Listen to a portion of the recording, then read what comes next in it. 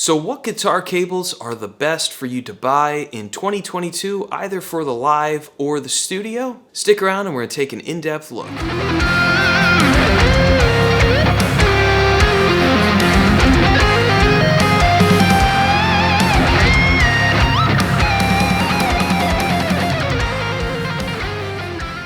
So a good guitar cable can't be overstated, and I think it's obvious why. It's the thing that is going to transmit your playing from your guitar across to your amplifier, so making sure it gets there without noise or artifacts wrecking what it is that you're doing, causing hum, and messing up your performance is obviously important.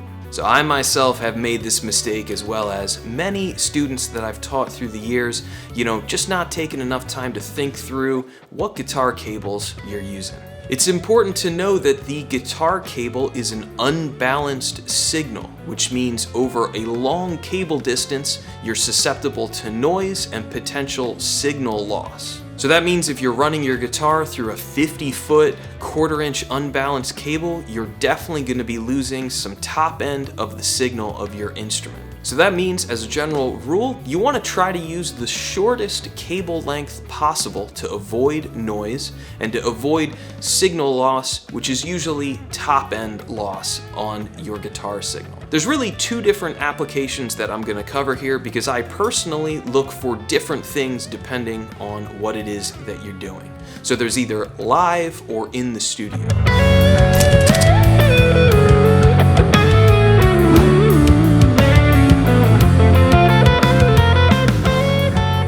So first we're going to talk about the studio, because I think that's the one that's a bit more demanding in my opinion. The studio is like a microscope on your playing, and you want to make sure that that playing isn't getting tarnished by a crappy cable. So what I look for in a good studio cable is that it's an ultra-low capacitance cable, double shielded, and uses oxygen-free copper. Now there's a good chance, if you're buying a cable that has those things already, that the plugs are already good quality as well, but that's something that I look for too. The shielding here is extremely important, especially if you're planning on doing any reamping. I personally ran into a problem where we weren't thorough enough making sure we're using high quality cables, and when it came time to reamp, we discovered we had a lot of noise in the signal that we weren't aware of. So you want to make sure that you're avoiding that problem, so go with a cable that definitely has double shielding. That I can't recommend enough. In my opinion, I don't think you need to look for gold-plated plugs necessarily. I've seen that across some brands. It seems to be a little bit more of a gimmick.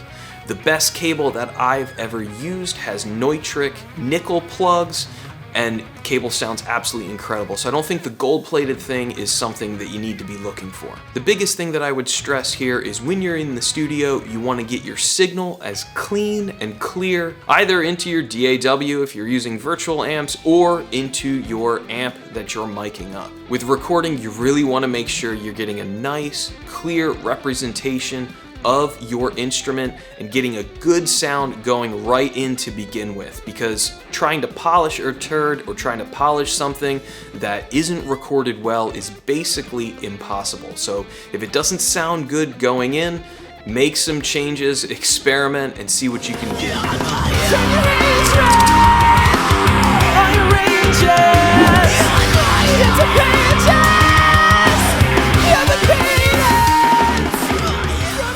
For live, I look for something a little bit different, and for here, I'm mostly concerned with durability and reliability. The reality of playing live is that for most people, what you're going to be doing is you're not going to be playing in some fantastically well-treated live space. It might be just a noisy bar.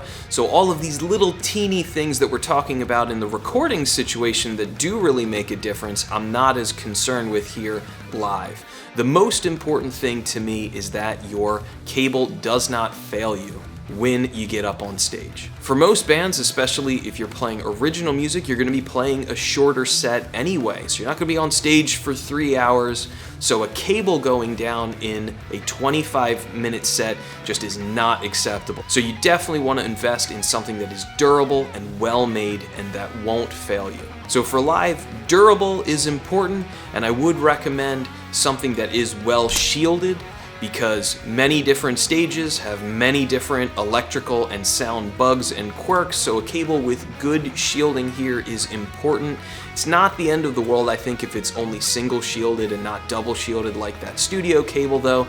Again, I'm more concerned with, is the signal getting to your amp and is it making noise? That's the most important thing. We don't want it to be crackling and popping or just cutting out altogether. And again, since your cable is an unbalanced signal, like a mic cable is a balanced signal, so microphone cables do much better on long cable runs, try to use the shortest possible cable for your setting.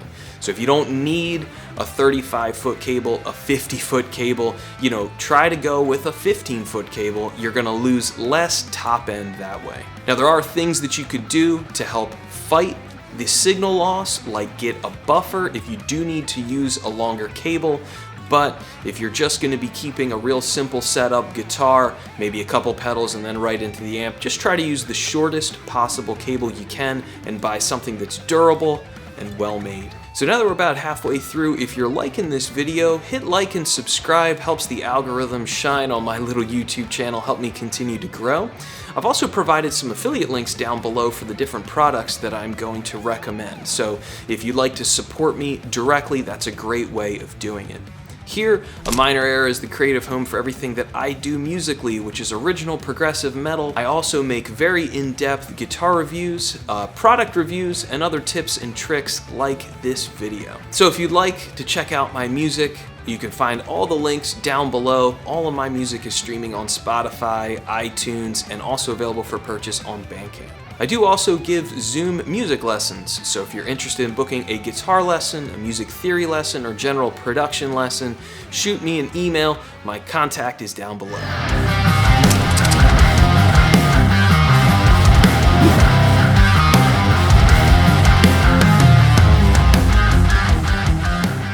Now with guitar players, there's also pedal boards and your effects that you're running to take into consideration here as well.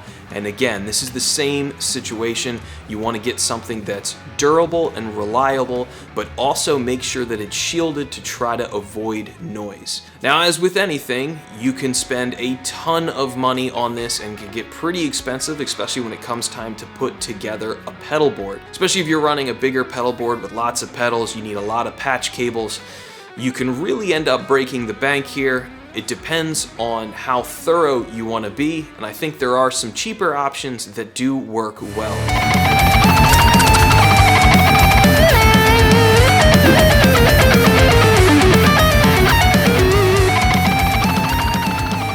So if you look for those things in the cable's description, I think you can get a good, reliable cable from many different manufacturers, but I will now at least tell you exactly what cables I've used for years and gotten good results with. For the studio, the best cable I've ever used is a Source guitar cable. They are expensive at $85 for a 15-foot cable, so that's pretty pricey, but it's my main cable that I use here at my home studio, and I did notice a remarkable improvement in tone over a regular old monster cable that I was using before. One of the things that sold me on it was I saw a video where they did an actual scientific test and showed the different signal responses from a stock kind of monster cable or Planet Waves cable versus this cable. It comes with high quality Neutrik plugs, and again it has that ultra low capacitance cable. It's double shielded and uses oxygen free copper. So since it's an $85 guitar cable, it doesn't leave my home studio, it just stays here. I don't ever take it to a gig because I don't want it to get lost or damaged. I want it to be consistent and reliable. You know, each time I go to record, I want to know that that cable is going to continue to deliver the same results that it has in years past. Now, unfortunately, on the website, they are currently sold out, so hopefully they'll get more in stock. Again, you can look to other manufacturers. Those would be the specifics that you want to check, though. Make sure that it has those things included, and I think you're going to be really happy with how the cable performs. For live, I might get a little bit of hate here for what I have used, but I've gotten good results and it's been reliable through the years. I've used a D'Addario geotip cable for years, and that cable has worked absolutely great. I really like the plug design, especially on these cables. They're very rugged. I also like the tip design. The way they've changed the tip design on these plugs, they click in a little bit firmer, and then I'm a little less concerned about maybe tripping on the cable and it unplugging from the pedal board or my guitar easily.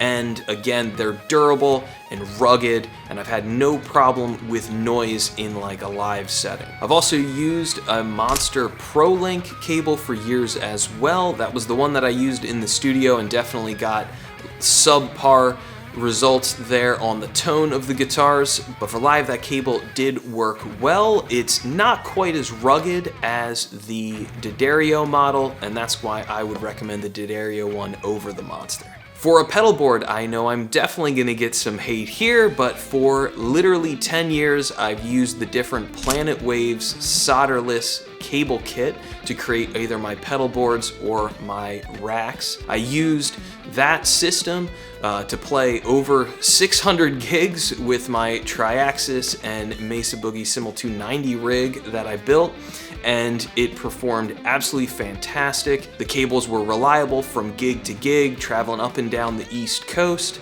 They also did well as far as shielding. I wasn't getting excessive noise throughout my rig. They also redesigned the plugs a few years back with that new design sort of tip and a slightly smaller plug design, so they fit in a little bit better in tight pedal boards or in a tight rack space. And I just found them really easy to use. The fact that they're a custom cable kit as well means that you can create your own custom length cables specific to whatever it is that you're wiring up, which means that you're running less cable. The less cable that you're running, the less signal loss you're gonna have. If you'd like to go a slight step up over the Planet Waves, George L's is another solderless cable kit that you could go with. Gonna have similar results as the Planet Waves, but I think the cables and the plugs are just a slight step up. A step up over the Planet Waves and George L's would definitely be the EBS patch cables. These are great because the plugs are ultra low profile, so if you've got a really tight pedal board, you'll be able to squeeze extra pedals on there and the plugs won't be taking up as much real estate. These cables also are ultra low capacitance, they are double shielded, and they use oxygen-free cable, so you're gonna get a much higher quality signal throughout the cable, but they are substantially more expensive and they aren't customizable. You can't cut them and change the length of them easily without having to break out a soldering kit. And that's actually one of the aspects that I really like about the solderless kits. You don't need a soldering iron. So if you do happen to run into a problem with one of those cables, it is really quick and easy to repair them.